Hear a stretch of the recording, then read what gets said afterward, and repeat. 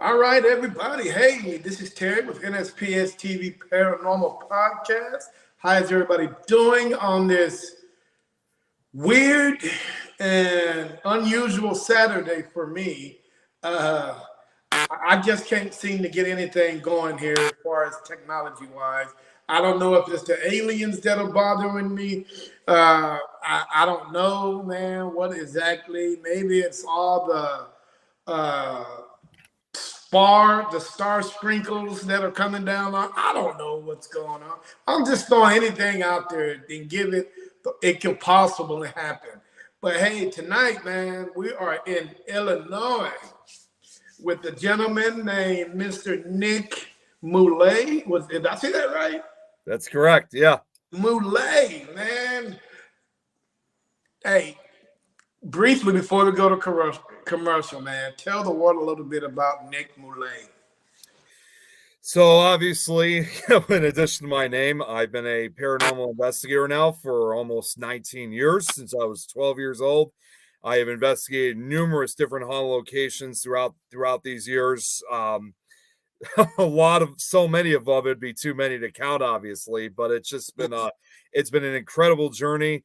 Not only just with the investigations, I've been going to a lot of the paracons where I've been able to meet a lot of different paranormal people throughout the country, and of course over the years now, and additionally, worldwide now. So it just goes to show how far we've been growing. Not to mention that I've kind of helped grow this community like bigger than ever. I'm not taking all the credit, but at least helping out though at the very least. But it's of course also additionally I've been involved with a lot of podcasts. I run a couple of them myself, and it's definitely been a very very long and tough journey, but it's totally been worth it. So, and still going to this very day. All right, cool, man. Hey, it seems like we got a lot to talk about, and I'm very curious, to pick your brain and see what exactly Mr. Nick Mulan really got going on up there in that brain of his. So, hey, we're going to jump into a quick commercial, and we're going to come back, and we're going to dive right into that. So, hey, guys, this is Terry with NSPS TV Paranormal Podcast. I'll be right back in one freaking minute. Don't you guys go away. I know nothing with any certainty, but the sight of the stars makes me dream.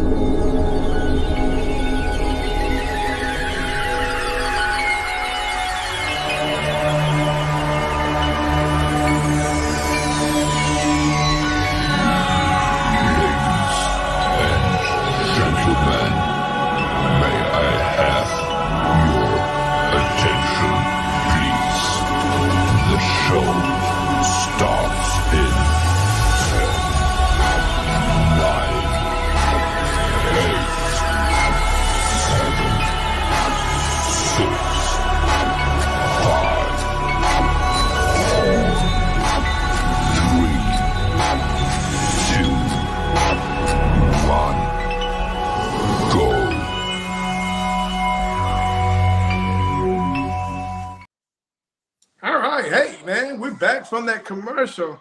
Tonight we have Mr. Nick Mulae out of Illinois. Exactly what city are you out of, Nick? I'm in Chicago. Chi-town. Yep. Man, one of my favorite cities. What side of town are you on?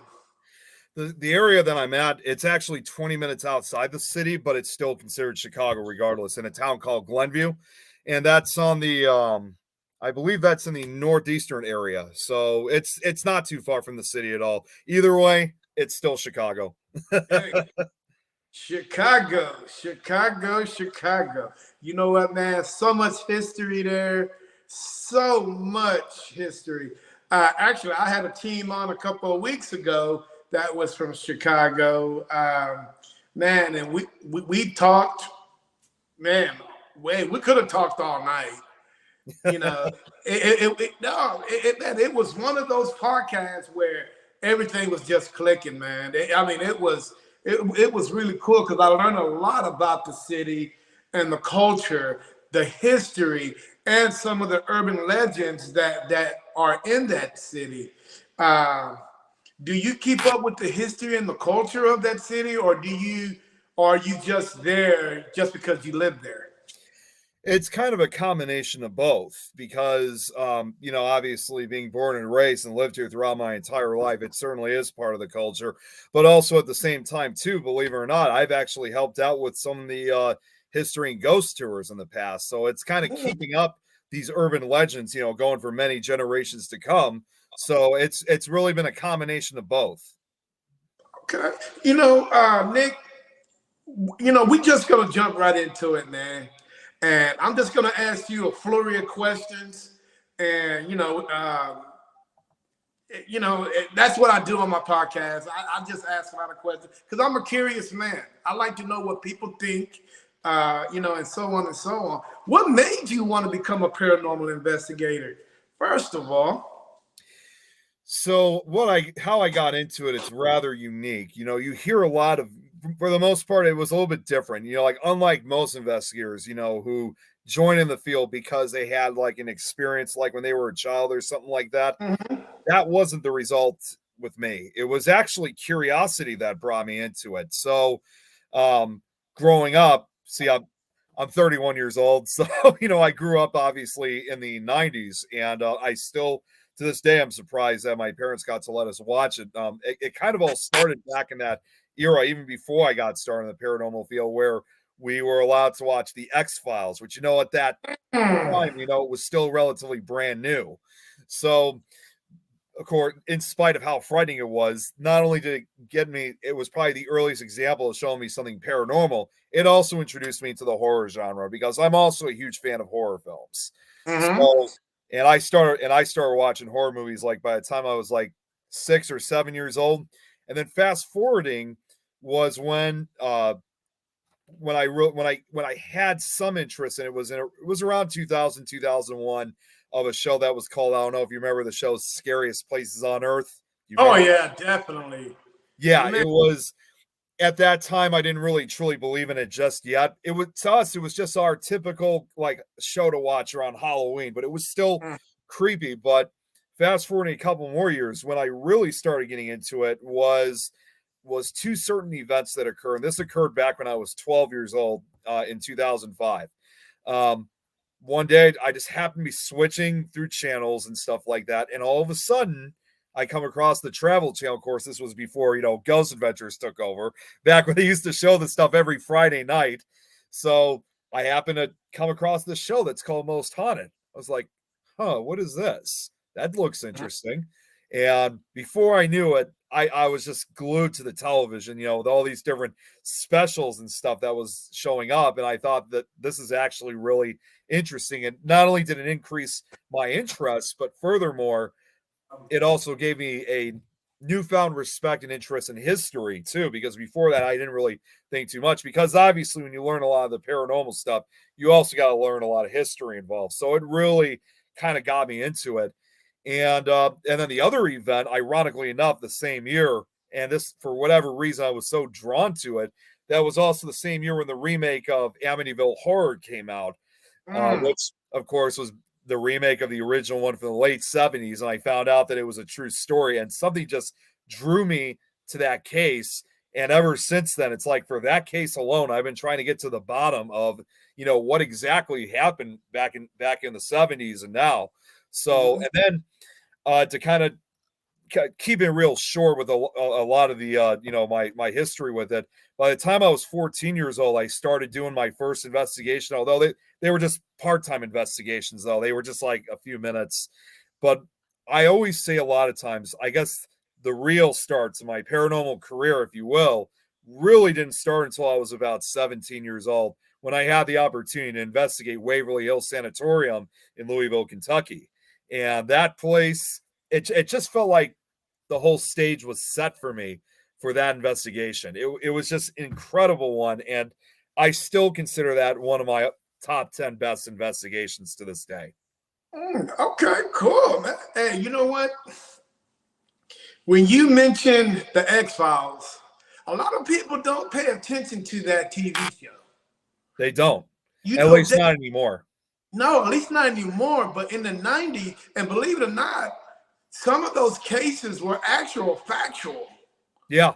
And it's weird how people, don't look at what happened 30, 40 years ago and don't think about stuff like that, But the thing is, Nick, back in those days, uh, things were a little, people didn't fake shit back then. It was a little more factual. You know what I'm saying? Yeah, Uh, definitely. you know, Watching the X Files, it might have, the two main characters, but if you look at the storyline, man, I can almost say, I'm not gonna give it a big number, but 40% of those stories were probably factual. You know, and dude, it was I love that TV show. Yeah, it was a really good series for its time. I've often actually considered it like the Twilight Zone of the '90s, if you will, Mm-hmm. because it. But the difference is, of course, like you just said, there was some facts. There was one episode I did remember. I didn't remember. I don't know if I ever saw it, but I heard about it though. Was they did one episode that not necessarily focused on this particular entity, but it was mentioned though, where they were dealing with these red-eye creatures, and they were assuming it was involving the Mothman, which I'm seriously I'm also heavily involved in cryptozoology. The Mothman's also one of my favorite cryptids, heavily studied ones. So X-Files really kind of helped out with just kind of both the paranormal, ufology, cryptozoology, demonology, like everything you could think of involving in the paranormal field. Man, that brings back. Man, I want to go home and watch the X Files right now. that show was so awesome. Nick, when I sit back in this chair and I think about how the world has evolved, not only technology, not only spiritually, but also paranormally. If paranormally even is a word, but I'm gonna use it. And is it me, or is it the way these spirits are manifesting themselves? Man, it might be me, or they might always been around. It's just that we just don't have the technology that we had 40 years ago to catch some of these unbelievable pictures that people are producing today. Now, don't mind me, some of these things are fake, but there are some out there that are actually unbelievable. Man, these pictures today are actually just, they can't be faked. Right. I'm probably, man, you actually captured this. Man, and it's crazy that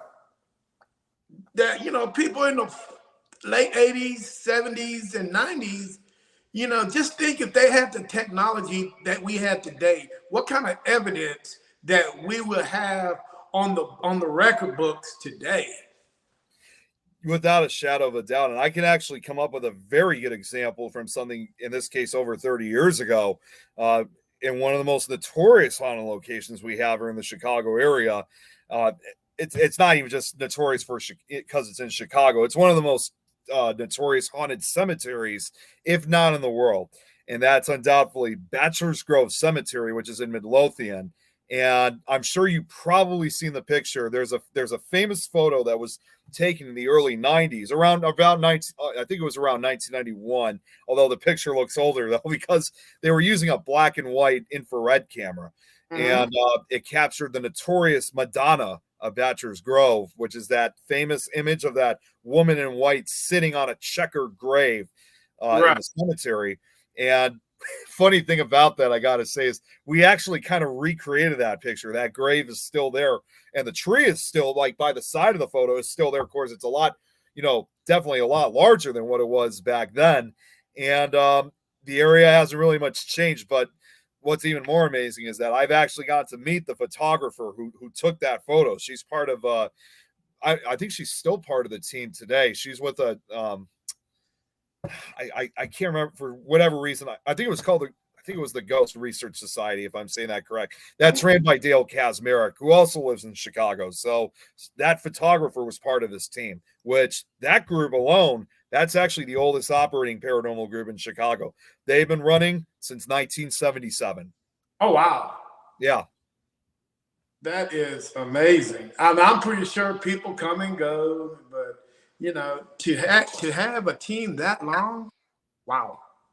Yeah, they if you're ever looking for more guests like that, I'd highly recommend Dale Kazmarek. Although I said 77, I think they said he kind of started 2 years earlier himself. So he himself has been doing it since 1975. Okay, because let's change the subject a little bit, if you don't mind. You know, your team that you have, or the name of your Facebook page is called what is it? All things of Illinois. It's actually Things Ghost Research Society. Things of Illinois is actually a chapter of that group.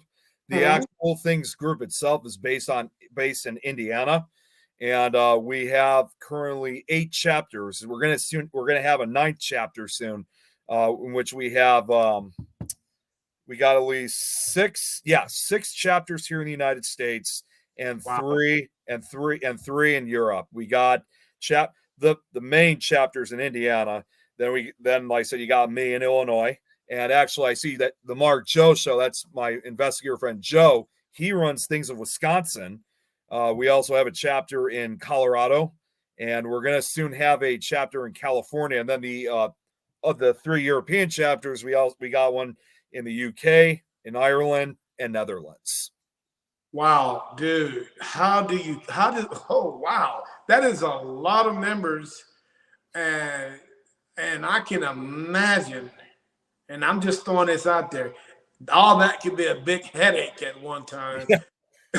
I actually just realized I forgot one more state. We also have a chapter down in Missouri as well. So we're all over the place, and we're continuing to grow. Like I said, we're going to have a California chapter real soon. Well, hell, come on to Texas then. Shit. Hopefully we'll have a chapter in Texas soon. Come on. I mean, there's no other place like Texas. You can come on, and open one up. And there's a lot of history down here, man. There's a lot of things that I think a Texas chapter can bring to the table. I'm sure. It's just one of those. It's one of those states, man, where you can go around a corner and you will find something interesting. It's just one of these states where it's like that. You know what I'm saying? There's a cemetery on there's a cemetery within 2 minutes of me right now. There's cemeteries on every block. See, I've been wanting to go to Texas for the longest. I still haven't came out to Texas yet, but that's been on my list for several years. I just haven't had the opportunity of getting down there, but I'm still doing everything I can. In fact, one of the locations we often talk about with a lot of our shows, which the other investigators I've worked with have investigated this location. This is probably one you're very familiar with, the Old Park Hotel, which we've interviewed the guy who owns it. And after here, I'm thinking, okay, I got to figure out some way to go down to Old Park Hotel. Actually, we just left Old Park Hotel last month. And it's a very interesting place. And I was a big skeptic there. I mean, when I first went there, I was a skeptic. I've heard so many stories about it. But when I went into there, and I'm like, okay, I mean, I'm looking around. I'm like, Nick, there's nothing. I don't see anything special about this place, Nick. And Dan, the owner, is like, give it a minute, and it'll definitely change your mind. But as the night went on, my team was there, and I kid you not, we have a parabolic, Nick, and I was sitting in the back hallway, and we heard something like have you ever sat by a tire and let a tire explode? Like, boom. I'm not necessarily myself personally, but I know a few people who have. Okay. And you got your headphones on, and a parabolic is supposed to amplify all your noise. So when I heard that noise upstairs, I took my headphones off and I threw them down. I'm like, what the hell is one of y'all playing games with me? But Nick, we went upstairs. Nobody was upstairs. The bed, one of the beds in the room exploded. Oh my God. Yeah. Wow. And the and what's so crazy about it, the bed frame, you know how you lay the boards across the bed frame Yeah. and you mattress on there? Dude, when we looked up under there, both of those bed rails were cracked. Wow. I don't know how that happened because every member of my team and the other team was downstairs, and look, dude, it must have took some force for that to happen. Yeah, absolutely. But the thing is, that place is known for what? It is a brothel. That's It right. was a brothel back in the day. So with me trying to put two and two together, like, okay, it's a brothel. The bed exploded. Somebody must have been doing something really heavy in that place, for them to do that. So as I sometimes I think about that and I realize I'm like, man, what the hell could have made that bed do that? And but then your mind goes to wander into other stuff. And so I'm like, maybe there is something here.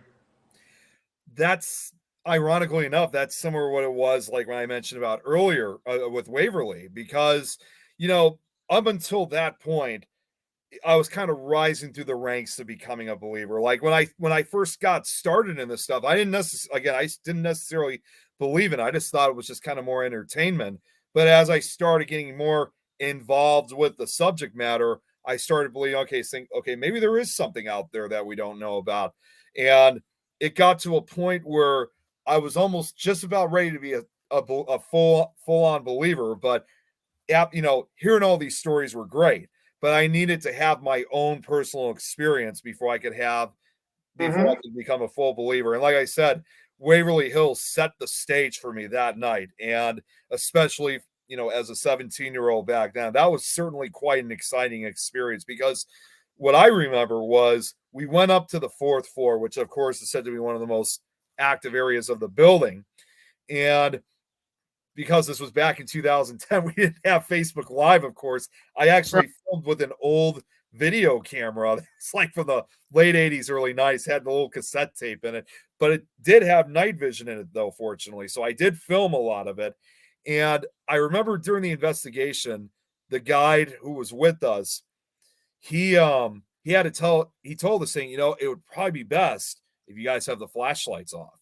So we shut the lights off, and the next thing I knew, probably after a minute or two, at least until my eyes got adjusted to the darkness, I started seeing these different figures going literally different directions down the hallway. I mean, they were all going, some were going to the right, some were going to the left, some were coming towards us, a few were going away from us.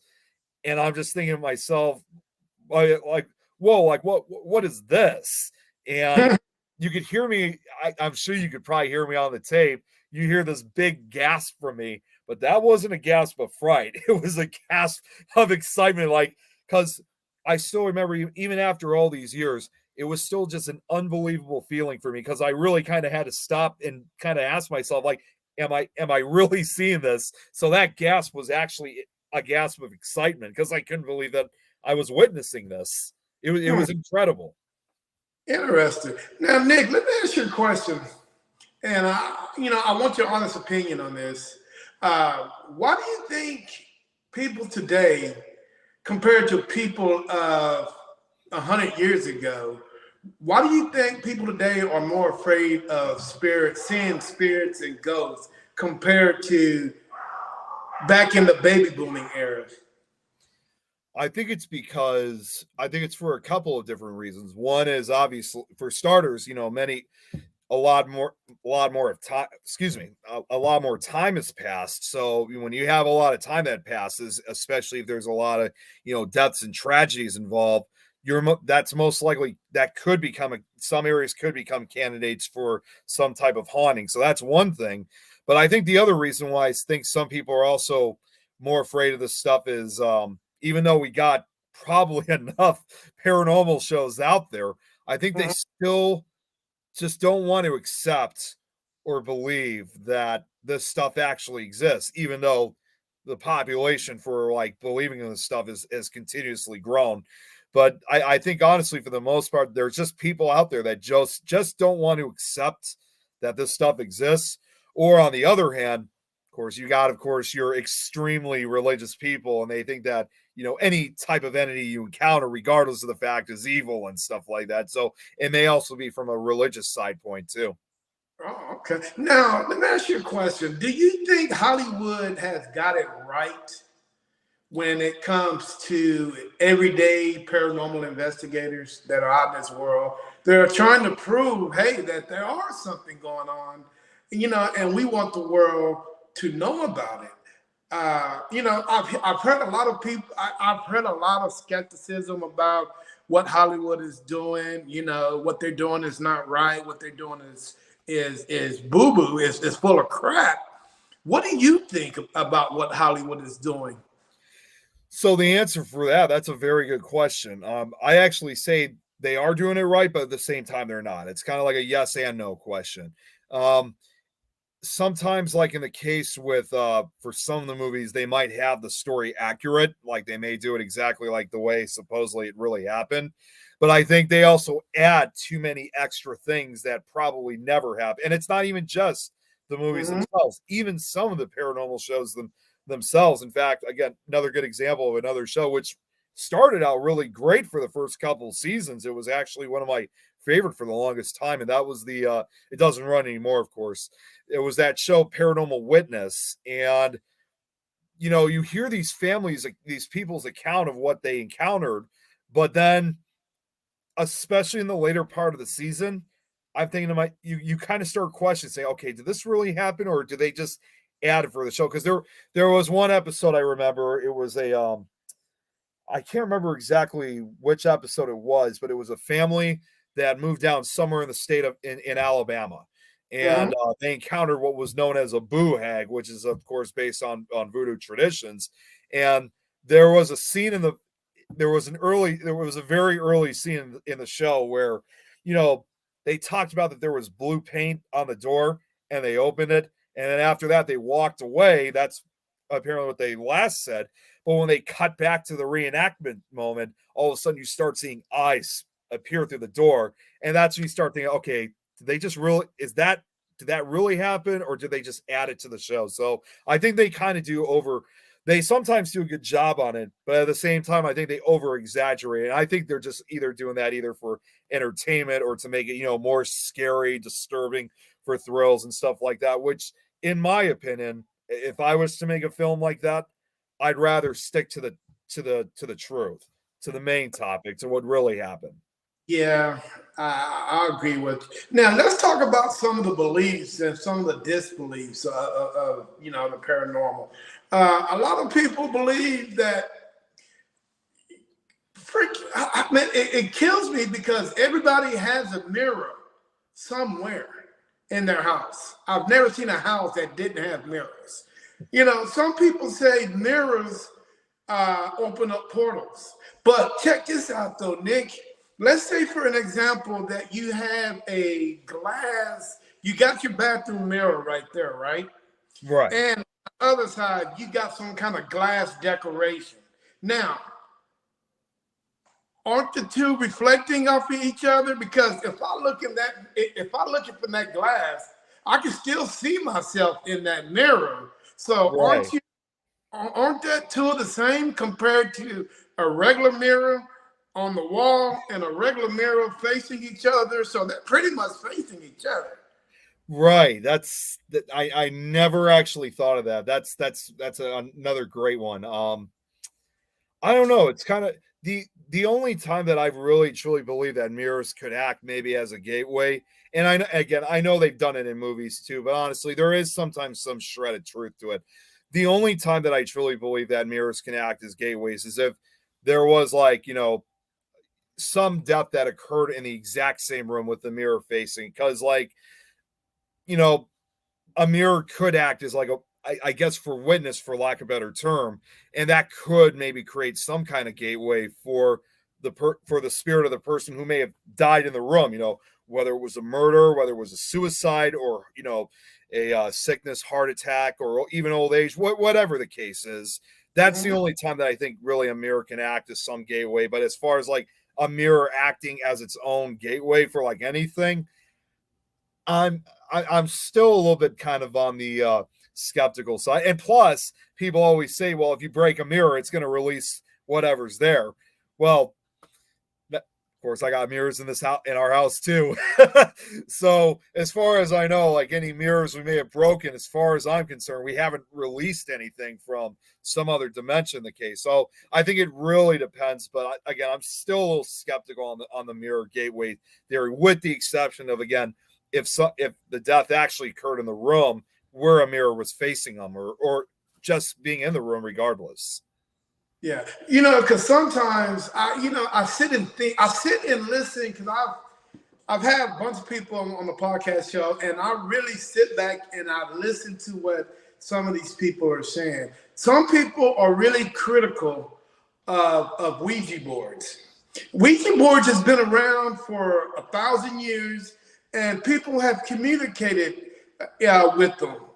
Some good, some not so good. Now, the question I have for you is, what's the difference between a Ouija board and a REM pod?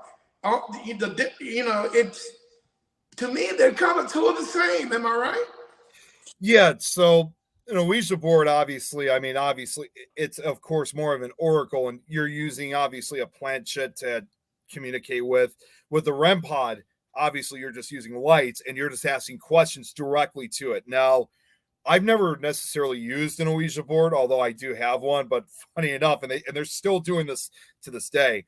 It was originally a birthday gift for my sister back when she was like 9 or 10 years old. I still had it ever since. Of course, I know they sell them at Toys R Us in this day and age, which is crazy. It's not necessarily that I think that they are dangerous. I mean, I do in some way, but I think like with a lot, because for the longest time I thought they were very dangerous. But now that I think about it, now I've gotten a lot more understanding. It just depends on how you use them, and make sure that you end a conversation. But obviously with the REM pods, see, like what Robert said, a Ouija needs a person to be an antenna. REM pod just needs the entity to approach. So they are one and the same, but it's through different mechanisms. Okay. Man, I've been to a lot of locations, Nick, and I've reacted with probably thousands of spirits. Some of them, I can honestly say, has been very respectful, if you're respectful to them, and some of them have been, some of them can be kind of tricky, a trickster or whatever.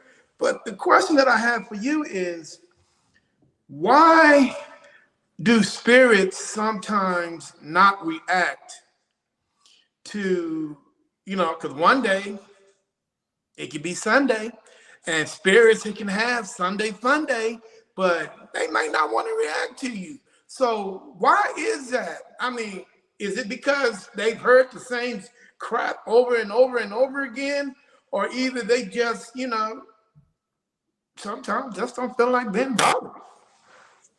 Again, I think it's a combination of the two. I think it's, there's just certain days where, sometimes whatever could be at the particular location you're trying to communicate with, they might just be thinking, you know what, we're not going to talk to them. I mean, and plus, like you just said, they probably get tired of the questions over and over when they're asking over and over again. But even for first timers out there, like if it was a location that's never been investigated before, and all of a sudden they start seeing people like us come in, wanting to investigate and question them, they're probably already thinking, oh, geez, not these guys. So it may,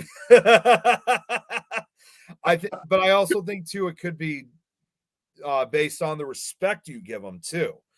Because there's a lot of people out there who like to provoke these entities to get some kind of response or gets or some type of reaction of some sort.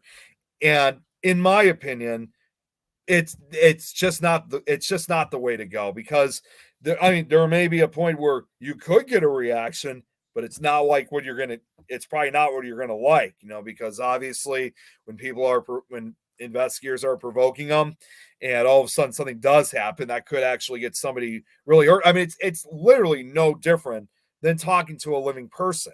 You talk to someone, you talk to them friendly, you treat there was a term I remember hearing from a show or something saying, if you act nicer, they'll act nicer, and if you act stupid, they'll act stupider.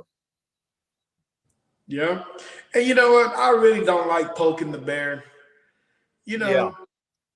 It just, it's all about respect. And, and I see a lot of, these new teams that are being formed every day. And Nick, they are basing their methods, the way they investigate, on TV, Ghost Adventures, and some of these other crazy shows that are on here. God, if there's anybody out there right now, they're listening and watching my podcast, dude, do not base your investigation on Ghost Adventures. I don't know the guys. I mean, I've never met them, but I do know the difference between wrong and right. And I hopefully you do too. I hopefully that your parents taught you well enough to respect, whoever it is that out there. Because this is the thing. No matter who you talk to in the spirit world, I can almost guarantee you they're much older than you. Yeah. Yeah.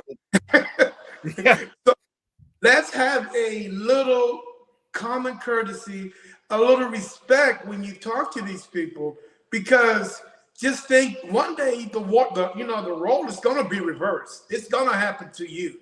So and for an example, the 23rd century or the 22nd century, paranormal investigator you're going to be communicating with, and are you going to want them to disrespect you like the way you did them in the 21st and the 19th century or the 20th century? No. So let's show some respect.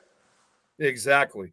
In other words, you actually I was thinking about this, in which it's like when it comes to communicating with spirits, I mean, one day that's going to be us ourselves. So, if we were respectful to the people who had died long ago, I'm hoping in this case that the next generation out there, if for the next 100 years or so, can treat us the exact same way, like we did for people of the 20th and 19th centuries. Mm-hmm.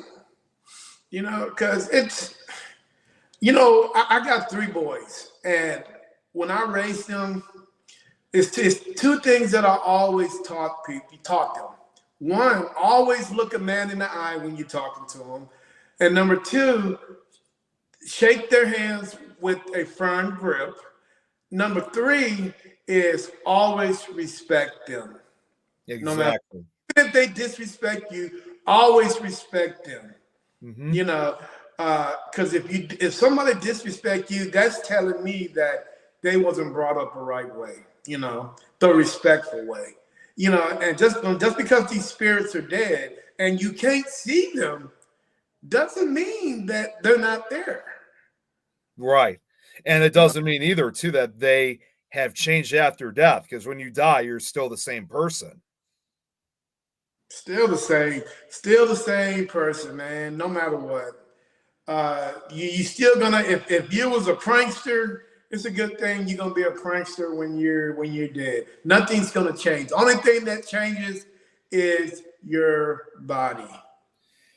The other thing too that's always important that I think, in my opinion, is also important to bring up is, like, I get it for like a lot of newcomers, they want to do it like the TV shows.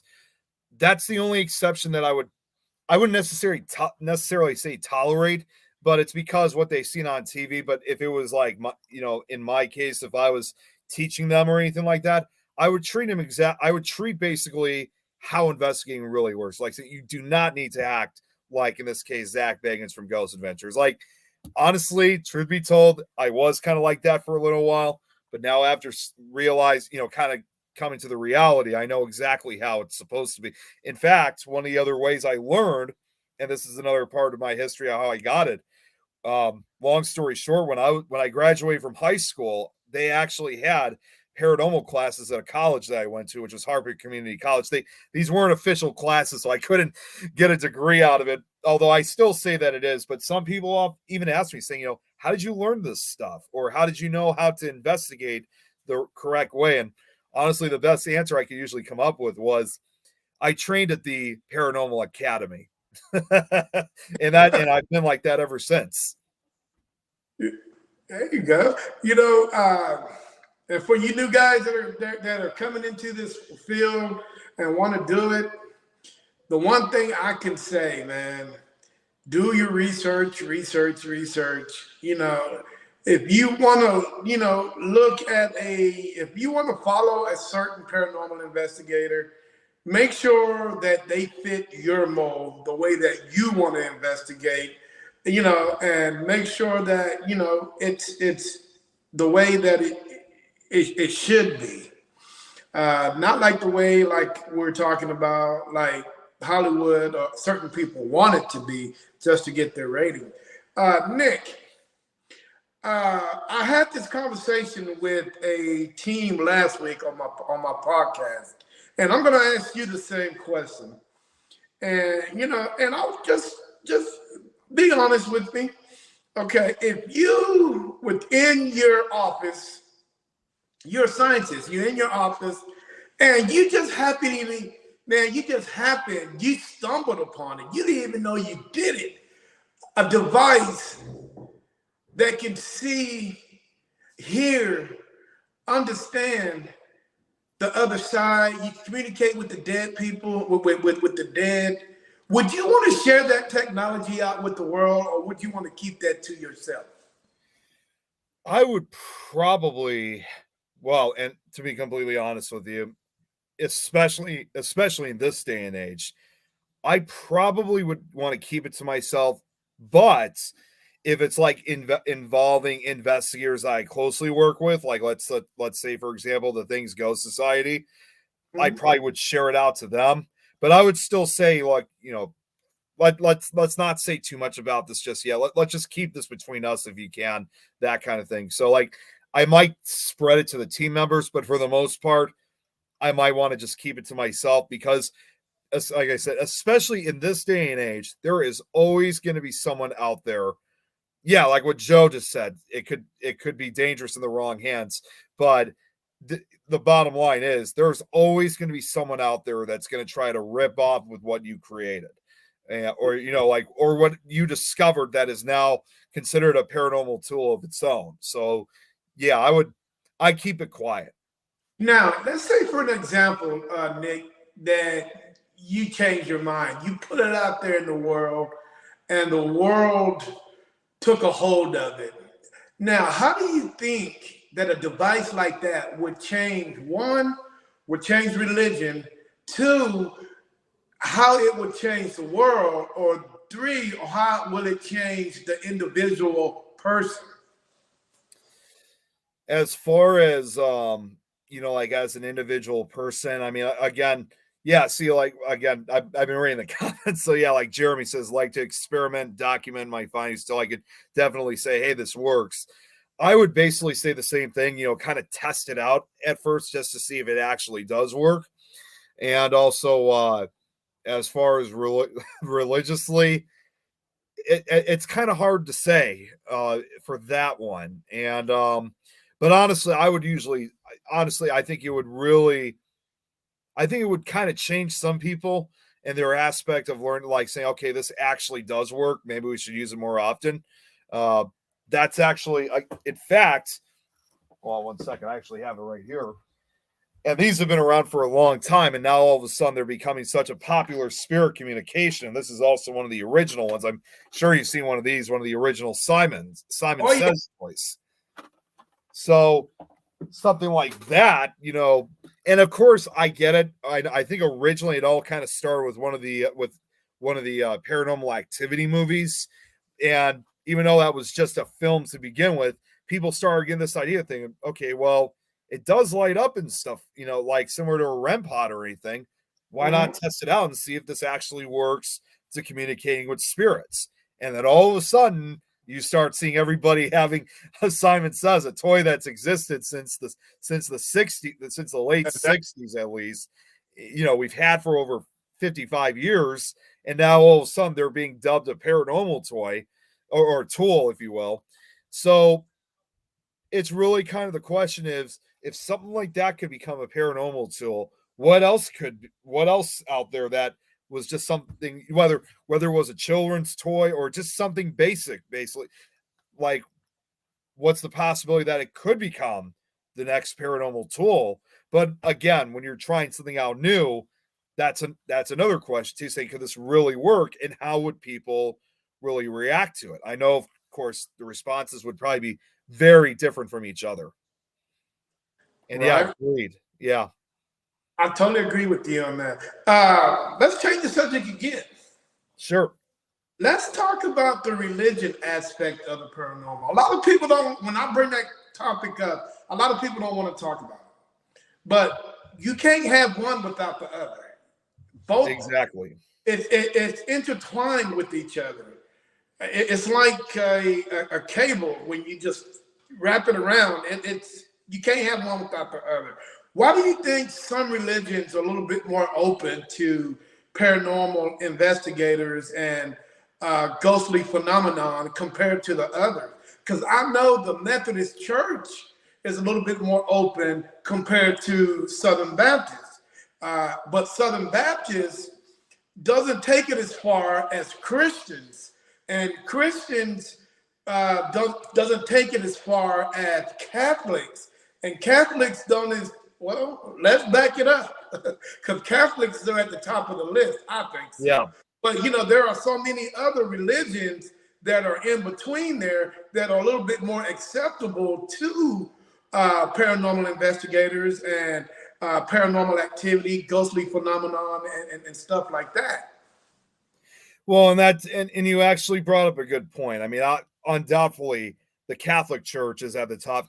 I'm Catholic myself, so I'm very familiar with the case. Like when it comes to religion, or especially exorcisms in this matter.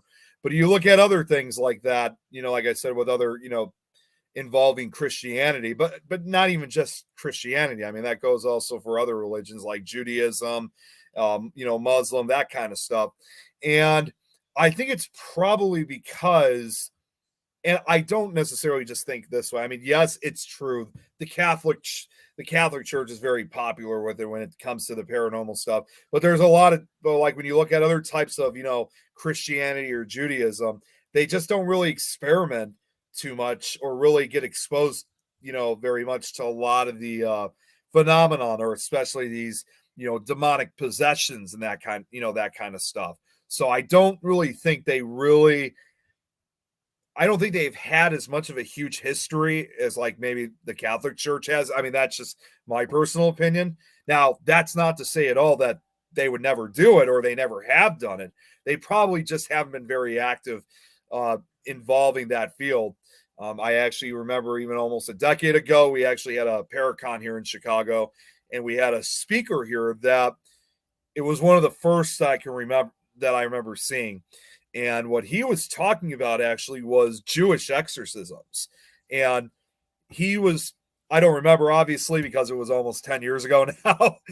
But, he brought up the facts of how, again, the Catholic Church always gets the most attention when it comes to the paranormal. But you don't really see in the case, like, again, with Judaism. So what exactly is it in that case, too, where, Catholicism has more attention than Judaism does? And he went through this entire list, obviously. I don't remember the guy's name, but if he's still around, I would say he certainly would have a much better answer when it comes to like religion, in this case with Judaism, with exorcisms, or again, just the subject involved.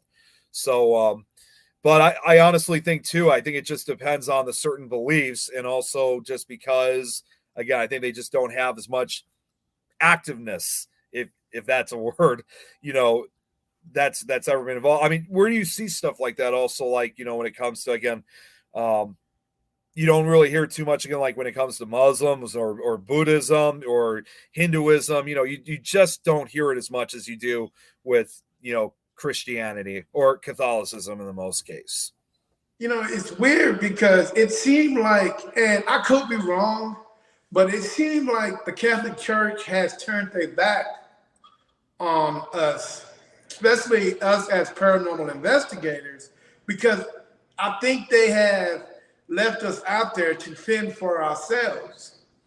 You know, and to me, you know, I could be wrong, or you know, I could be right. You know, people take that and they can, you know, pretty much believe what they want to say what they want. But me myself, I really think they kind of threw us to the curb a little bit.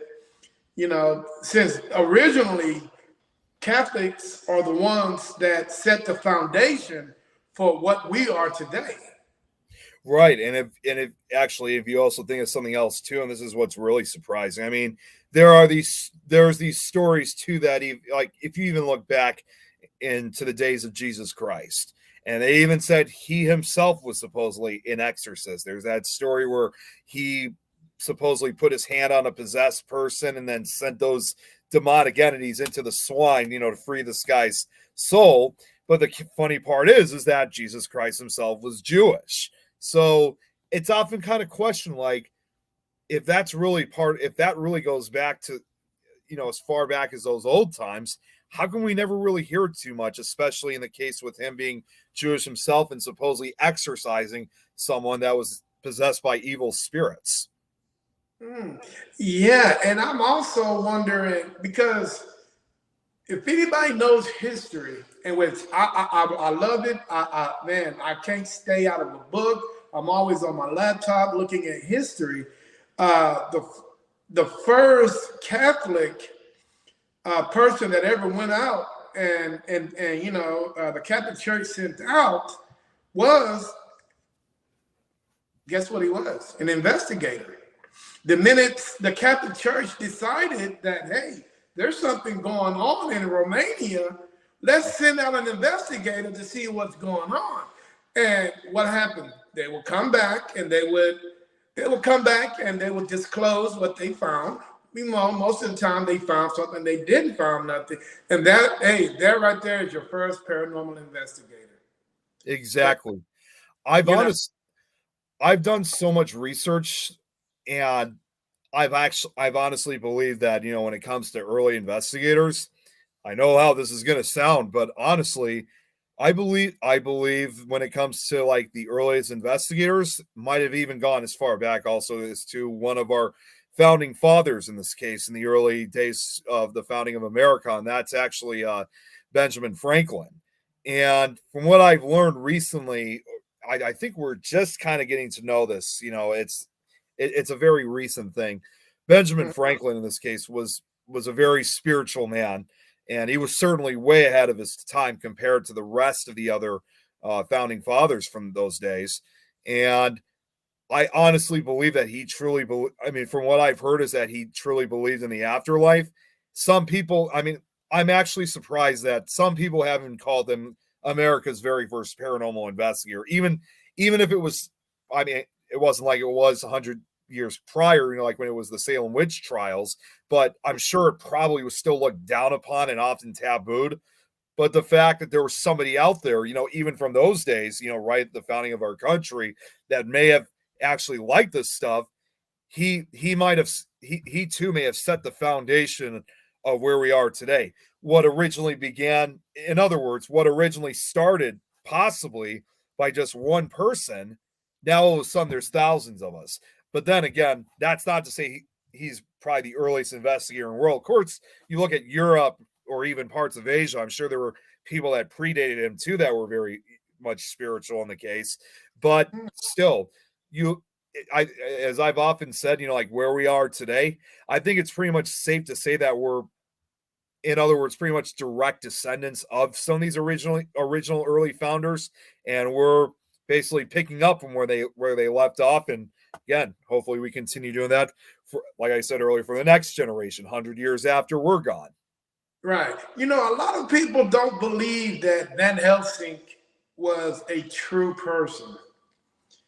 But you know, as you look into the Catholic Church, his name might not have been mentioned, but Hollywood had to get that name from somewhere because they used it hundreds of times in different TV shows, different movies. So I'm beginning to think that that Van Helsing was a real character, and he was one of the European first paranormal investigators.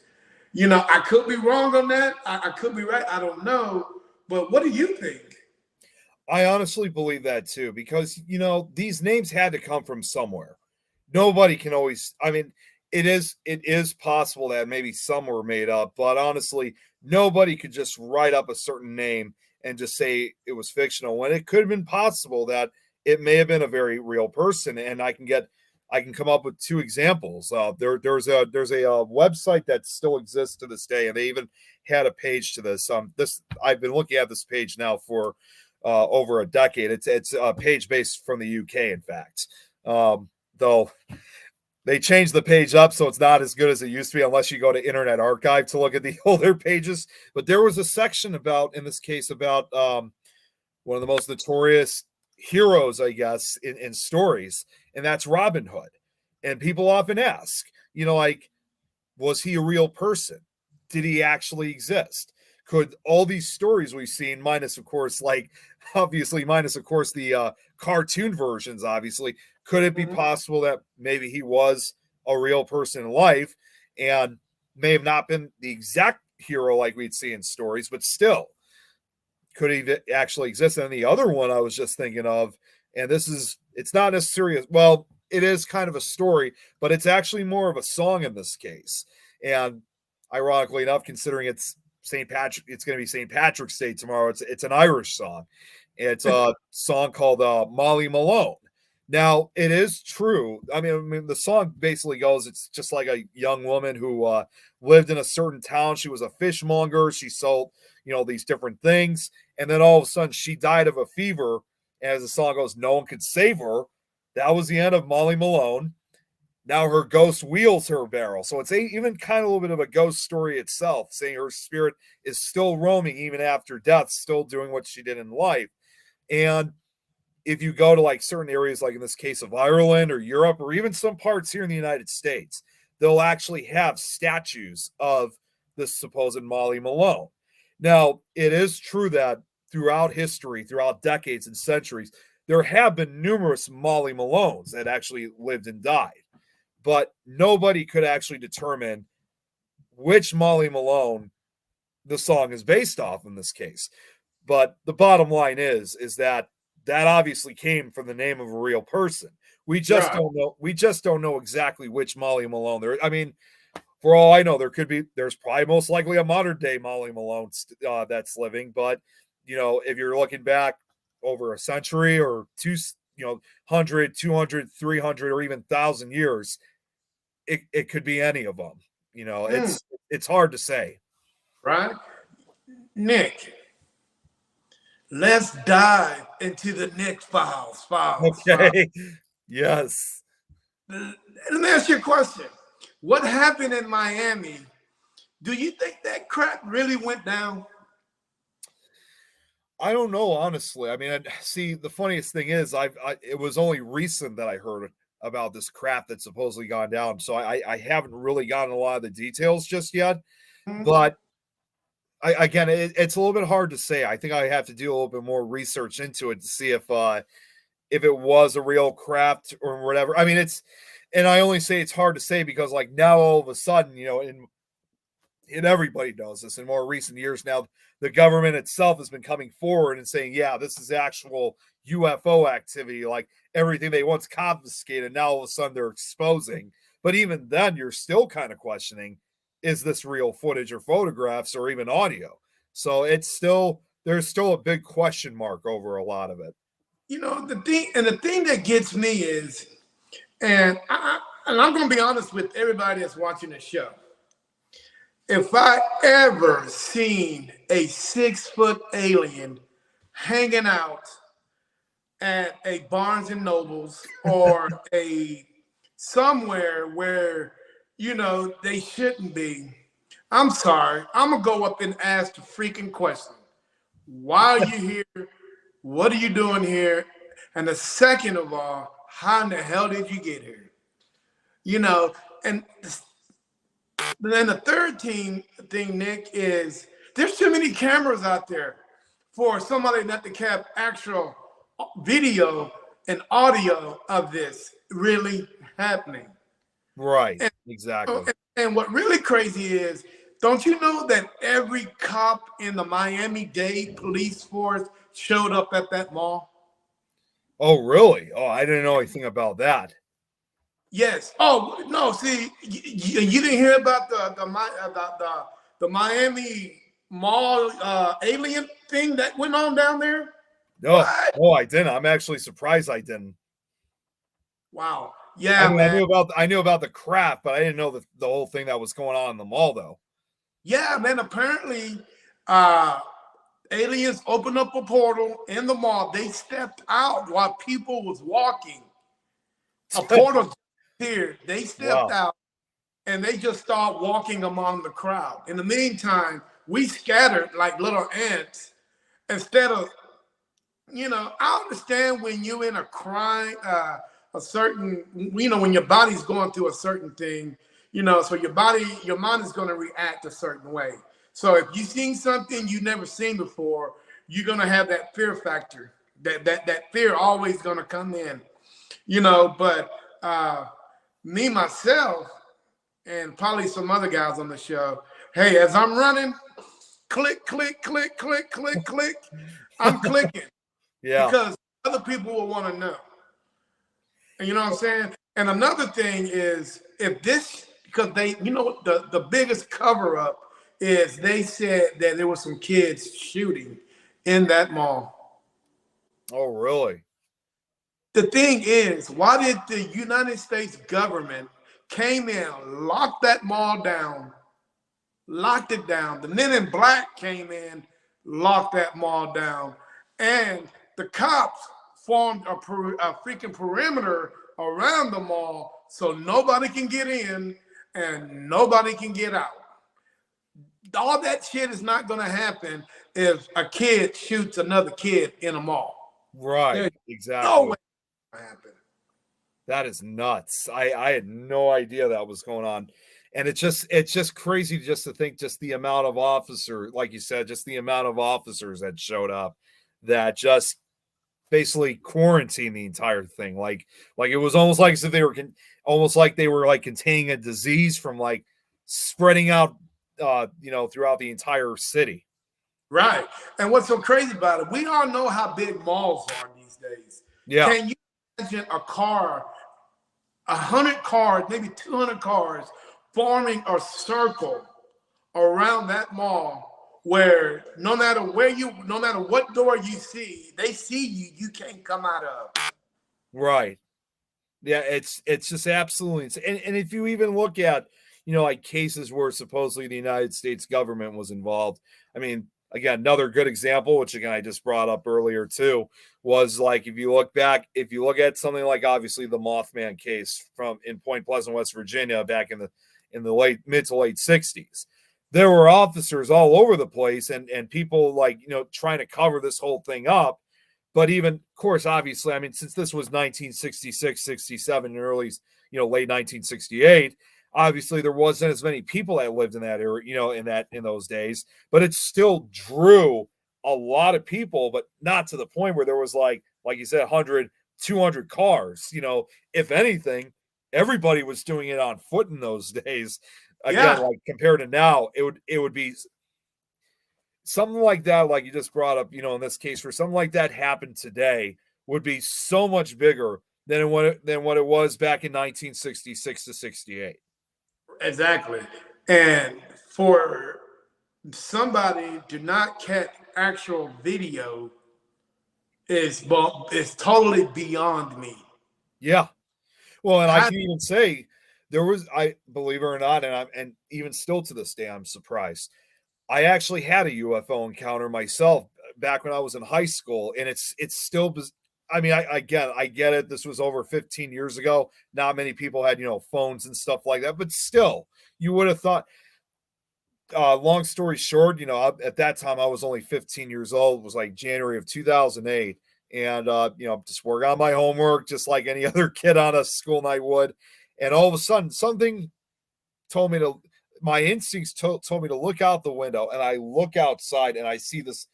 I saw this large craft. Now, again, typical. At first, I thought it was a plane or some type of aircraft, until I noticed the shape was very, very different.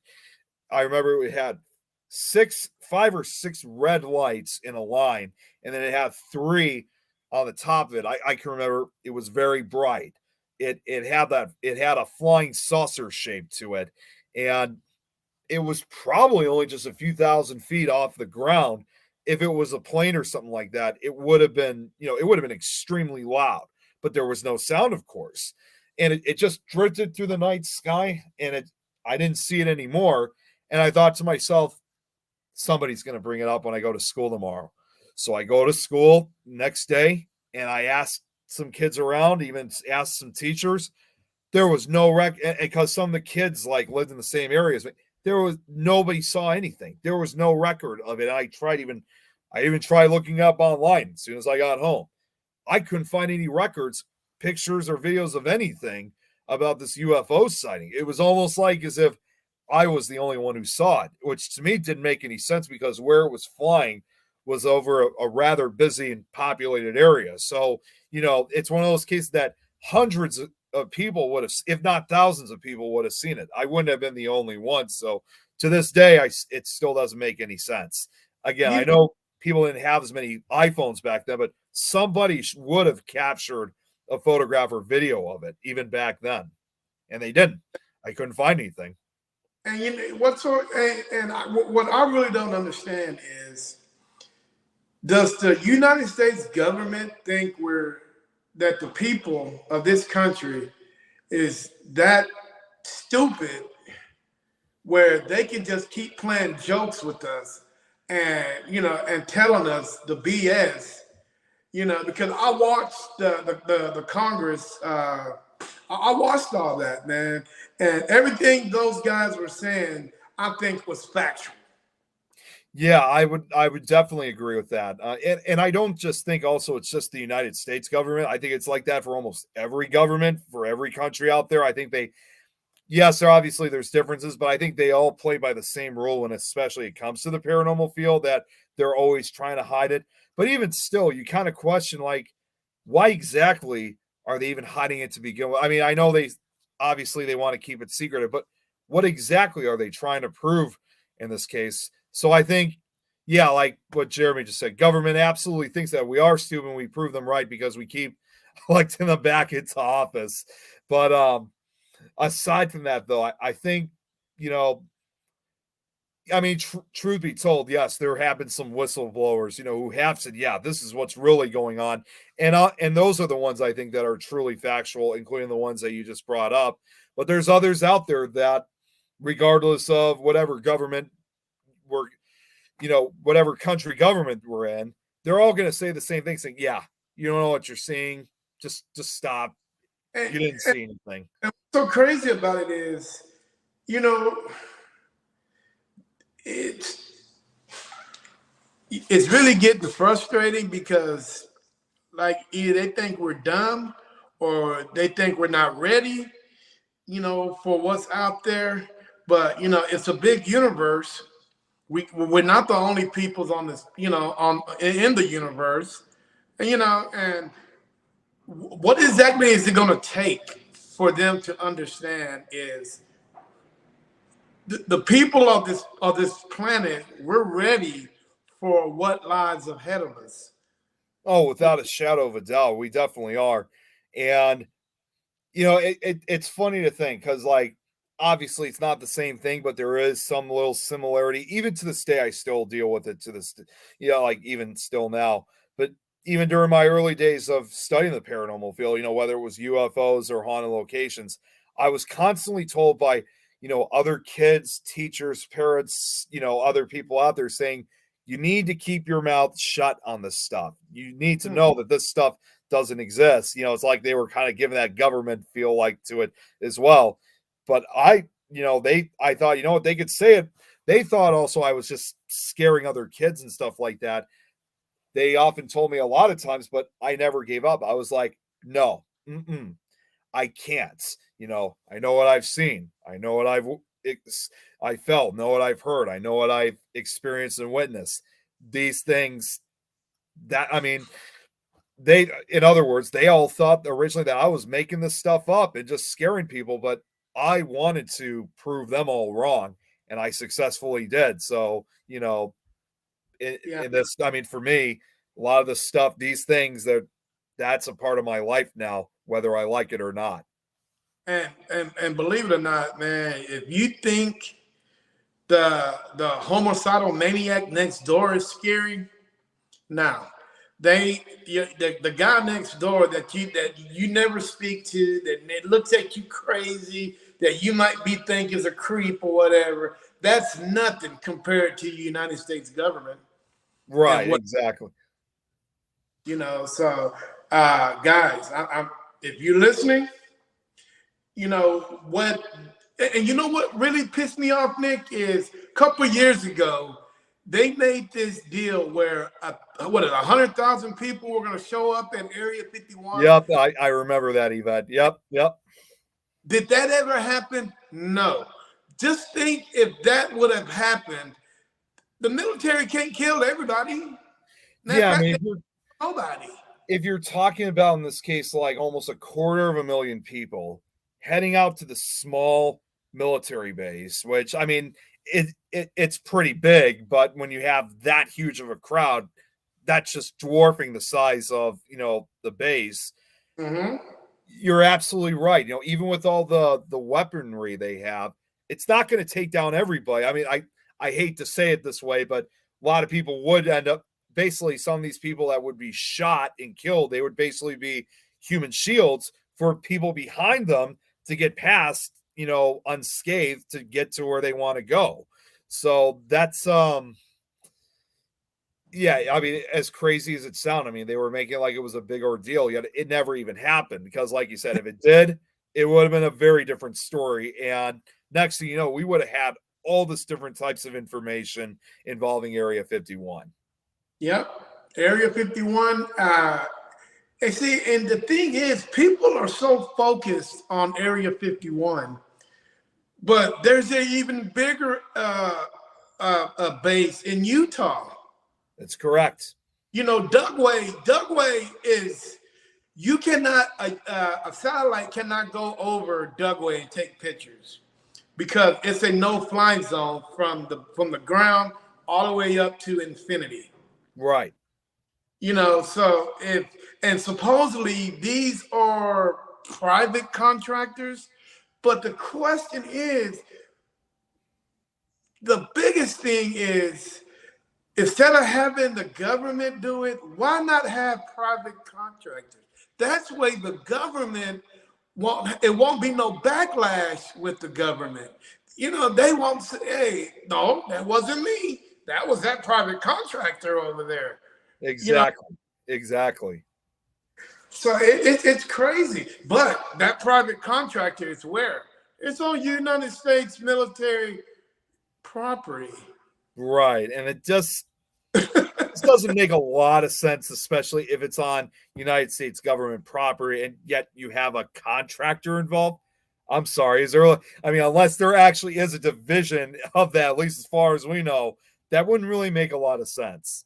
It doesn't make any sense. Is where are they getting all this funding from?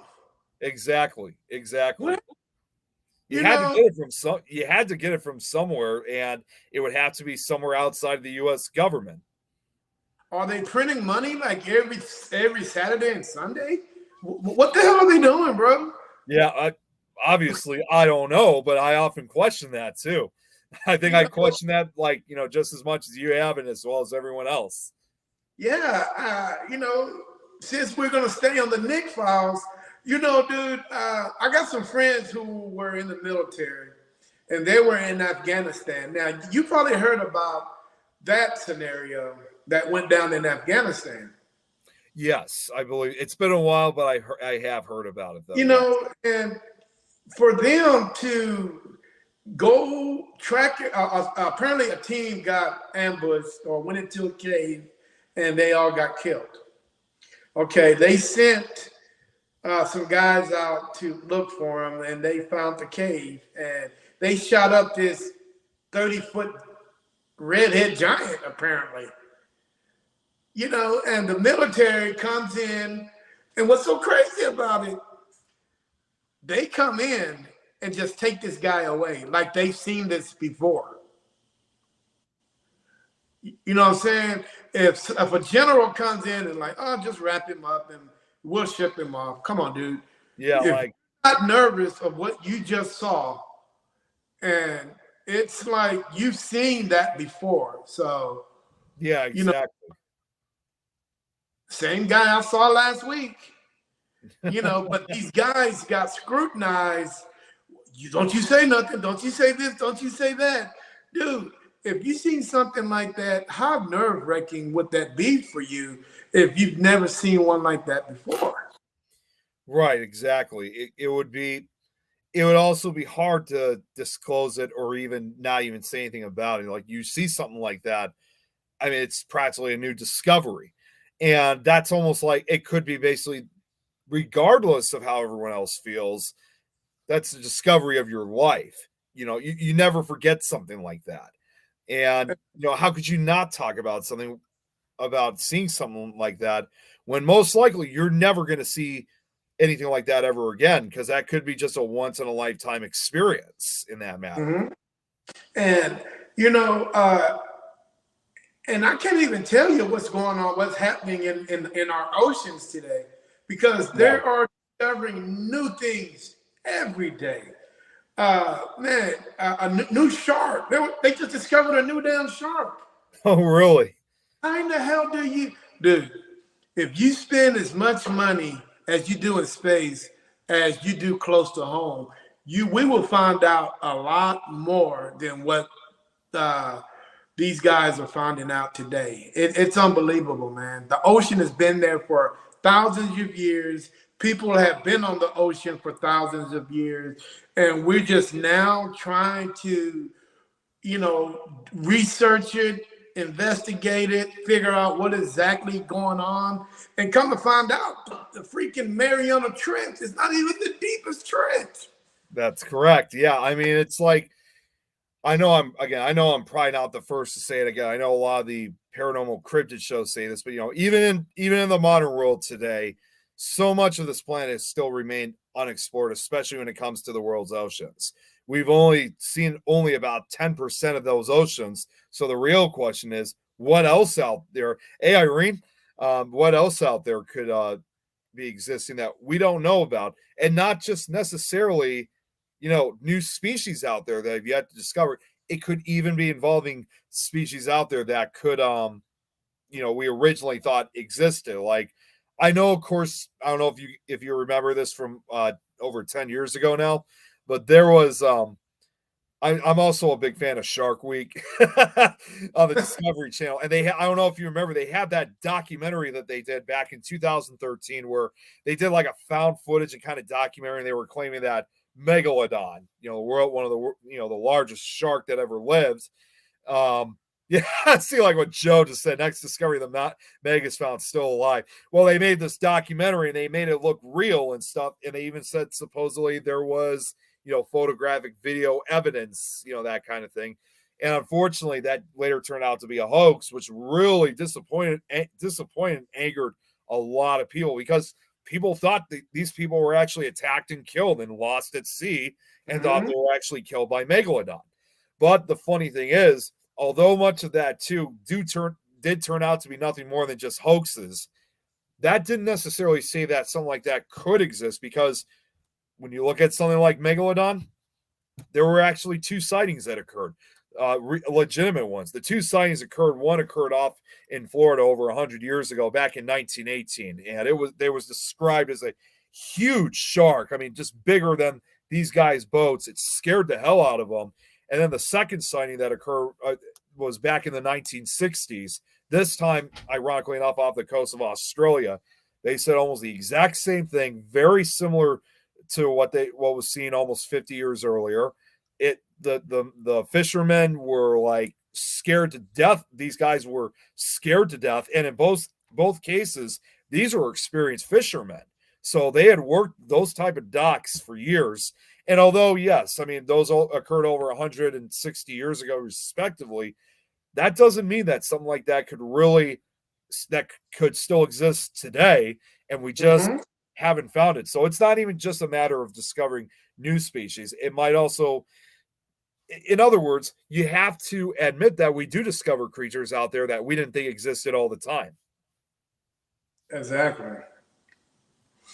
And you know, man, it's weird because I don't know who has that type of power.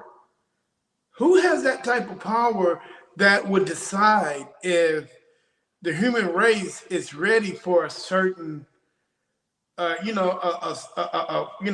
the discovery of a certain species, or to decide, hey, we're not ready for UFOs, or hey, we're not ready for Bigfoot to be discovered, or the Mothman, or those little bad little mother suckers hanging out in West Texas. You know, if you know who I'm talking about. I ain't gonna bring their names up, but because I'll be headed out there in a couple of weeks. But yeah, man, who has that power to say, hey, you know what? Human race is not ready for none of this, so we're not even gonna put none of this out. You know, and believe it or not, Nick, this all goes back to the conversation we had literally 30 minutes ago. That's and correct. It all goes back to what the Catholic Church, man, believe it or not, the Catholic Church has a lot of power. They has a lot to say on what can be put out, what can't be put out.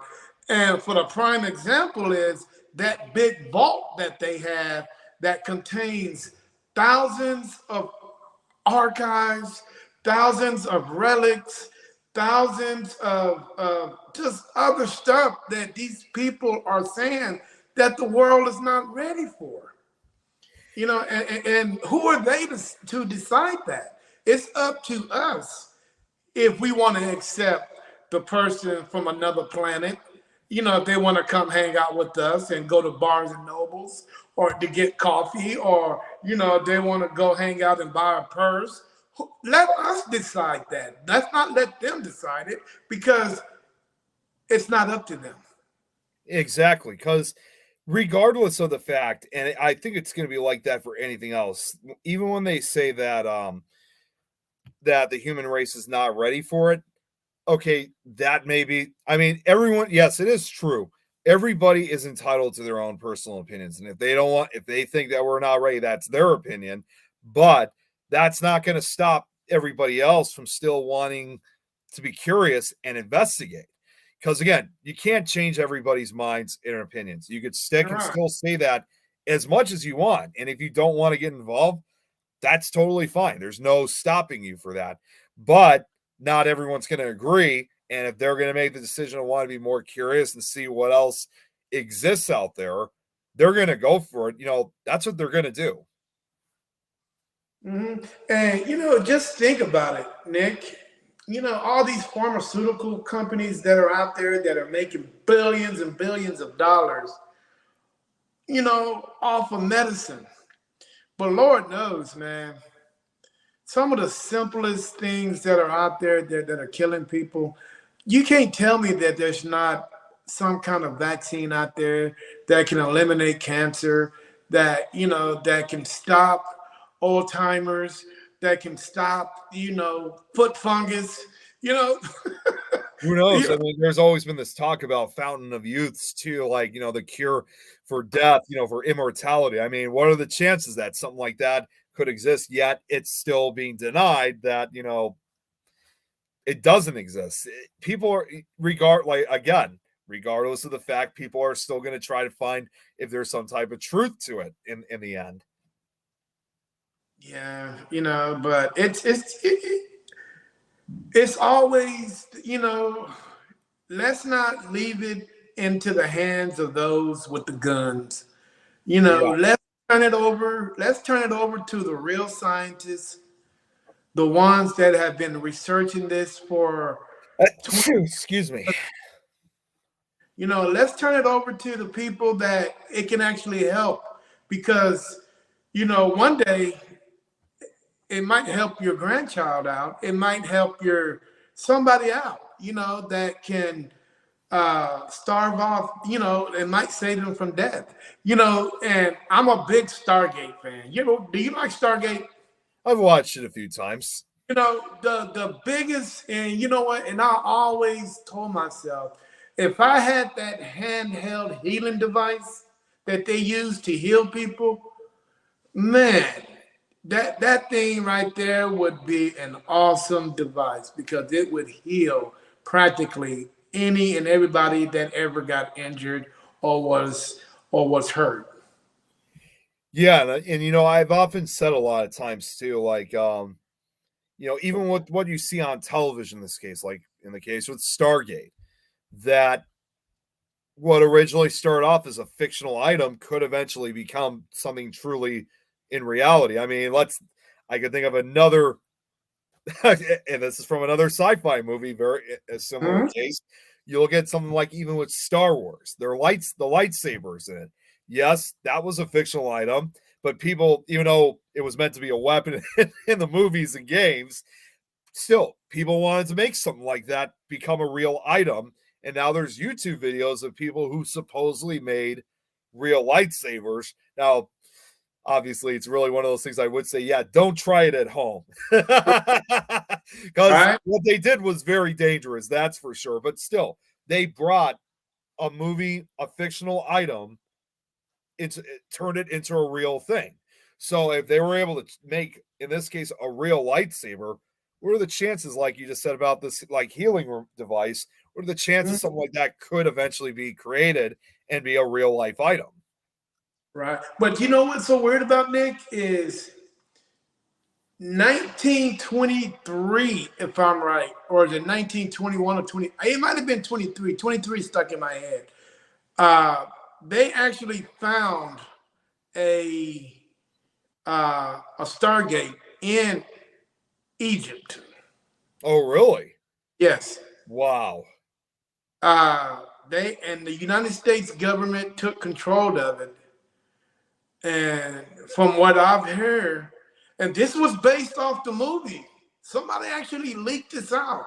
So what they were doing in the movie is actually something that they're really doing today. Oh, wow. And trust me, I don't know how true that really is, but some of the some of the characters were changed to cover up the real people, but they actually found the dialing device. That's crazy. Wow. In Egypt. Now, of all places, Egypt. Yeah. It's a lot of surprising. a lot of weird stuff going on in Egypt, man. But yeah, that's and it's one of those things, man, that once again that they cover it up. Well, and I'm really surprised we really don't have anything like that kind of issue even here in Illinois, because although I live in Chicago, and despite the history and urban legends that we have here in the city, the southern half of Illinois, so southern Illinois, actually has a more older history than northern Illinois does. So, and that history even predates before even Chicago was ever founded, because Chicago was founded back in 1837. But if you look at the history of southern Illinois, it actually goes back to yes, same with Chicago too, but it actually goes back further to the late 1600s, early 1700s. And when you have a combination of a lot of that history, but also, and this is still going on to this very day, there has been a lot of weird stuff going on there. They've had, again, I've often considered it like Illinois' own Skinwalker Ranch. Actually, Joe, who I know was watching, he has something like that somewhere also up in Wisconsin. We kind of have two areas like that. But we've had a lot of ghostly sightings, UFO reports, cryptids, animal mutilations. All the big stuff, that unexplained stuff that occurs. But ironically enough, like if you look at a map of the state of Illinois, the crescent of Illinois, ironically enough, is actually referred to as Little Egypt. And I've never really gotten the full understanding of why they call it, but I can say in a simple way, anybody, of course, that reads the Bible attentively knows very well that Egypt does not get good press. Obviously it's a region of darkness and superstition and all that kind of stuff. And that's kind of the same thing in this case with Southern Illinois. I've been there at least once or twice. In fact, one of the towns that's located there is the town of Alton, which is right on the Illinois-Missouri border, right next to the Mississippi River. And that's actually regarded as one of the most haunted small towns in America. So, Oh, wow. so even though that area is more rural compared to where I live in the northern part of the state, there's a lot of weird activity that's still going on to this day. And I'm really surprised that there hasn't been some cover up or anything like that. And like I said, this goes back even further than Chicago does. And you're right, because it's weird, man. How is it that you have some unknown phenomenon happen literally 30 minutes after it's gone, and you got the MIB sitting right there nearly 20 minutes later, man? If they're not keeping tabs on what's going on this planet, somebody is, because the situation happens quick, but these guys get here even quicker. Exactly. Yeah, I often wonder that too, because in fact, I'll throw out another example, like where they had so many people, yet they didn't really. I know they had some of that government cover up. We had believe it or not, Southern Illinois, or you want to say the full state, it does, believe it or not, actually does have its own Bigfoot, of course, obviously in the southern part of the state. But what this one is called, it's what's known as the Murfreesboro Mud Monster, or Big Muddy Monster, which part of the reason is not only because it has a very muddy appearance. There actually is a river located just outside the town of Murfreesboro called the Big Muddy River, which is a tributary to the Mississippi River. And in the early 70s up to the late 1980s, they had these sightings of this huge Bigfoot-like creature that terrorized the town of Murfreesboro and some of the other towns throughout southern Illinois. And that undoubtedly drew a lot of people coming out to see what it was that was terrorizing Murfreesboro. One of those people, believe it or not, was, and I'm sure you heard of this person, was well-known cryptozoologist Lauren Coleman, who I know has been on a lot of the cryptid shows back in the day when Travel Channel was showing the Friday night stuff. He investigated a lot of it, but what was kind of strange was, I mean, yes, typical. I mean, down in the southern part of the state, police were telling people to go home, stop hunting, that kind of thing. Mm-hmm. They claimed that it was because they were worried about, because again, unlike up here, southern Illinois, that's more of hunting country down there. So yes, a lot of people were worried because everybody was, getting their guns out and that kind of thing. But at the same time, though, they were also arresting people that were trying to figure out, what is going on in this area, what are we dealing with? And the only thing that law enforcement and some of these guys that supposedly may have been involved with the government to say, oh, they were just drunk, they don't know what they're doing. When you talk to these people themselves, and they were saying, no, we were not drinking, we didn't do any, we weren't trespassing, we weren't breaking in anything, we were just trying to figure out what's going on so people knew what was happening. So even something like that may have had some cover up to it. And that's interesting. Well, Nick, we've been on the show for 1 hour and 34 minutes, brother. We've discussed a lot of different topics, but this last topic is something just for you. Sure. And I want you to be honest with me, buddy. Okay. All right, man. Are you ready for this question? It's pretty Let's hard. do it. Hey, where would you like to go on your bucket list? Any place on the world to investigate? Oh my God. That is the one question I have a difficulty answering. Honestly, I I have a bunch. I don't have just one favorite. I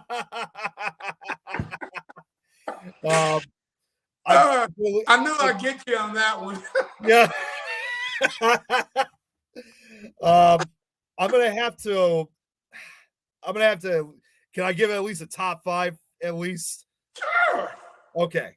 So, and I can see Ernie and Denise Packer here. Great to see you guys. Ironically enough, one of those places they actually just mentioned for me.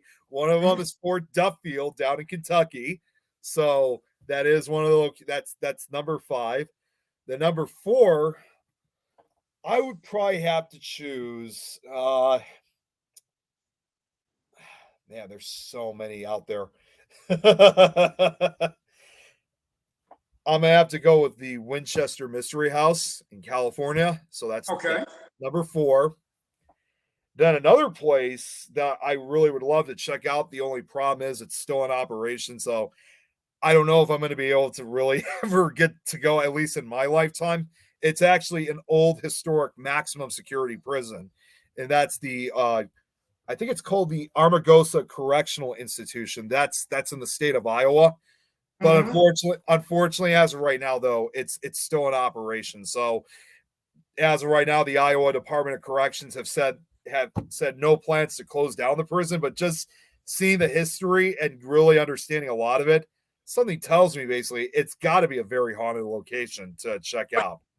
So I'm gonna say that's number 3. What else out there? Gosh, okay, number 2. I'm probably gonna have to go with Skinwalker Ranch in Utah. So that's another one.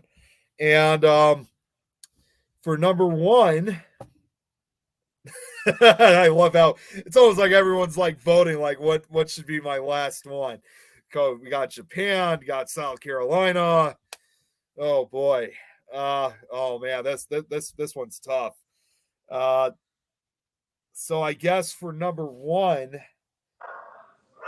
I think I've made up my choice. I'm probably gonna have to go with Old Park Hotel.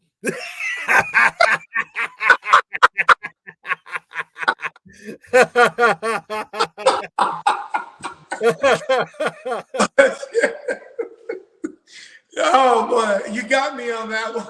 Yeah, I keep hearing so much about it that it's like it's making me want to get down there even further. But yes, I mean, to speak for Irene and Sam, yes, there's several places I've heard in Japan I'd love to investigate, not just, of course, like the Suicide Forest, but some of the other locations that Irene has talked about. And also with Sam, living down South Carolina, they got a lot of haunted locations in that area too that I love to check out. Okay, well, you know what, Nick, it has been a pleasure talking to you, bro. We've discussed it. We discussed a lot of things, a lot of topics, man, from religion, paranormal, aliens. Yeah, hey, man, the topic was endless. And you know what? And I appreciate you coming out of your busy day to chat with me, and I really appreciate it. And I would love to do this again. Yeah, definitely. I hear this a lot with a lot of this. You know what? I threw a curveball at you, and you threw one right back at me. Yeah. I hear this a lot from these shows, like as a guest, and even from the shows that I do, that the conversation never truly ends. So it's just basically a part two eventually. You know, we'll just pick up from where we left off because Yes, in the end, sir. again, I know I'm not the first to say this, but conversations like that. I mean, I could be you and I could be talking about this stuff for hours on end, and Yep. it's just so fascinating. That's what I love about that's what I love about this stuff. All right. Well, you know what? We should do it again. Definitely. At some point too, I'd like to try to get you on one of my shows as a Hey, guest. I would love to, man. I mean, the only problem is I work nights Monday through Thursday. And man, Ah, shows, some of the great podcast shows are either Monday through Thursday, and and if I'm not investigating Friday, I'm hosting a podcast on Friday. But hey, if you can get me on anytime, Monday through Sunday, I would love to come on the show. yeah, one of the shows, I'll just say this real quick. One of the shows I actually do, ironically enough, is on a Thursday, and it's a show called Supernatural Talk, which we actually air around 7 o'clock, CST. And we go for about 2 hours, and it's not only just me that runs it. It's also ran by Jeremy York, who's the founder of Things Go Society and Things Network. We got Adrian Clayton, and also Eileen, not Irene from Japan. A different Eileen this case. So, but yeah, maybe at some point we'll try to get you on as a guest. Sure, I would love that. You have an open time, and yeah, see, like I see Denise. I remember hearing Denise that you guys are starting your show up again. That's awesome.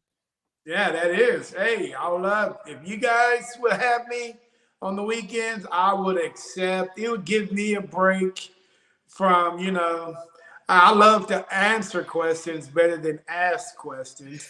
But you know what? That's just me. Well, you know what, Nick? It has been a pleasure. Let's do it again. Hey, man, say hello to everybody up there in Chi-Town.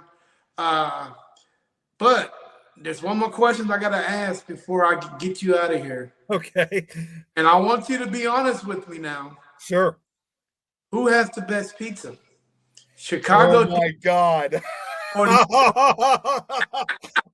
This is not the first time that I've been asked that question, undoubtedly. who has the best pizza, man? It is definitely Chicago. It definitely is. I know people would disagree saying New York does.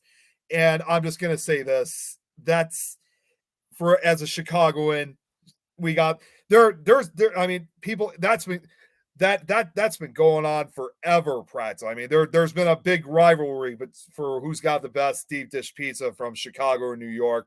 And again, as a Chicagoan, I will always say Chicago's got the best. I don't care what anyone else says if you're from New York or not. Hey, there used to be a franchise that came out of Chicago, and they made their way into Texas. Have you ever heard of Godfather's Pizza? I think I have. I don't think it was because my dad, back in the 70s, he actually worked at a pizza place himself when he was still actually in high school. But I don't think it was the same place. But I don't think it was. But I did remember hearing of that brand though. So I'm not sure if it still runs to this day. But I do remember that it was a pretty popular brand here in Chicago. Hey man, they had some of the best Chicago deep dish pizza. I mean, down here, Mr. Getty's run the show back in the 80s, early 80s, late 80s. Godfather's ran them, clear right out of business. Oh wow, that's incredible. But I don't know what happened to the franchise. I think it's just faded away. I think we just lost. Terry, you there? I think we just lost him. You there, Terry?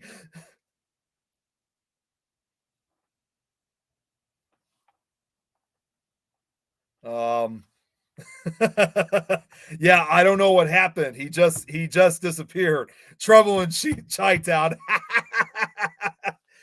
All right, Terry, you kind of disappeared on me. So oh, wait.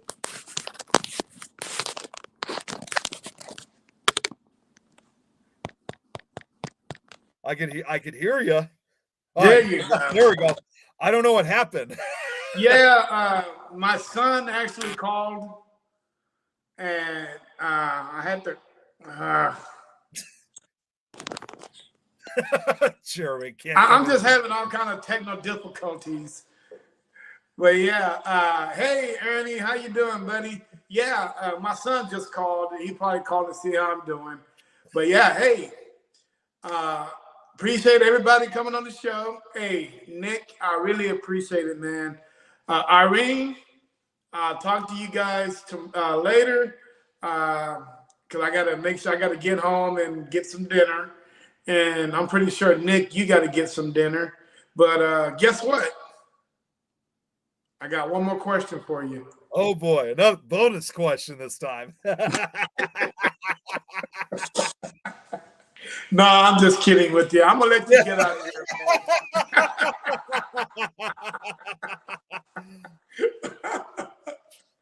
Oh man, hey, this has been great. Hey, guys, if you guys, Nick, tell the world how to get a hold of you before you get out of here, bro. So you can find me obviously on Facebook, and you can also find me on Things Network, which we're on a number of different platforms. We're on Facebook, YouTube, Twitter, Twitch, LinkedIn. I mean, we're Instagram. I mean, we're basically all over the place. And sometime in the very near future, we're actually. I know we got to get a lot of followers for it, but if I'm correct, because I know Jeremy's watching right now. I know we're eventually going to be on. In the future, we're going to be also on TikTok, possibly Rumble too. But I'm not only just on that network. I'm on a number of other networks. I'm also on Temple of Phoenix Rising Entertainment, VB3 TV, Simply Spooky Network. There's so many of them. I can't even remember all of them. It's Haunted Network. I mean, it's just, oh man, there's just there's just so many of them. I can't even remember all of them. All right. But regardless, it's pretty much all on Facebook for the most part, so you can find me there. All right. Well, hey guys, for those of you guys that are looking for Mr. Nick Mulae, you have all his info. Feel free to reach out to him, talk to him. But the biggest thing is let's get these numbers up, man. If you're on Instagram, let's get everything going over there. TikTok, whatever he's on, whatever you see him on, let's make sure you hit that like, share, subscribe. And and the same with me. Let's get these numbers up. For all you guys that are over there on Rumble, hey man, make sure you look me up at NSPS TV Paranormal Podcast. All you guys that are on Kick, make sure you look me up also. Twitch, Instagram, YouTube, Facebook, and Twitter, and Facebook, my Facebook page. Hey, appreciate all you guys coming on the show. Me talking to Mr. Nick. Hey, if you guys got any questions for him that you want to ask privately, hey man, just reach out to him on Messenger, and I'm pretty sure he will answer all your questions for you. But with enough said, guys, I'm about to go get me some Taco Bell. And you guys have a good night. Hey, Terry with NSPS TV Paranormal signing off. Hey, I'll see you guys tomorrow night on Sunday Evening Podcast. In the meantime, peace. All right, Nick, have a good one, brother. Thank you.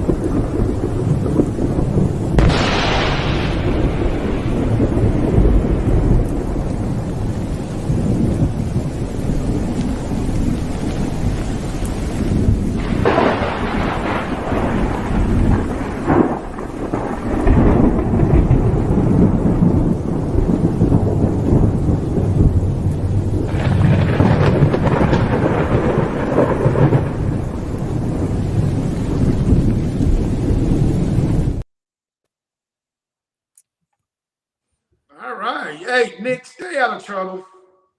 Okay. Oh, I didn't realize we were still on. I had to check something, but somehow apparently I was still on. So, all right. Take care.